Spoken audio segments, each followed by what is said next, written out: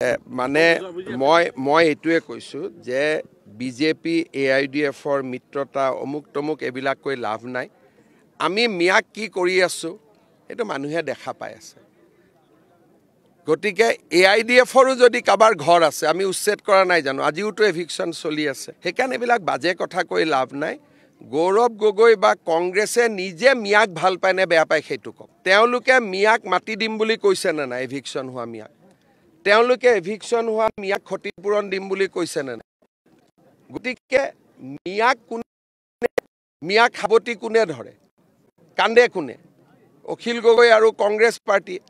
গতিকে আমাক এইবিলাক কথা কৈ লাভ নাই। মানুহে বুজি পায় বিজেপি বহুত আগত ওলাই গ'ল, এতিয়া ধৰিব পৰা অৱস্থাত নাই আৰু। মোৰ কথা গুৰুত্ব নিদিয়া ভাল, কাৰণ মোৰ কথাত গুৰুত্ব দিলে তেওঁ ৰাতি টোপনি নাহিব। গতিকে কেইটামান দিন ৰাতি শুৱক, জুবিন গাৰ্গৰ হৈ যাওক, তাৰপিছত তেওঁতো ওলাব।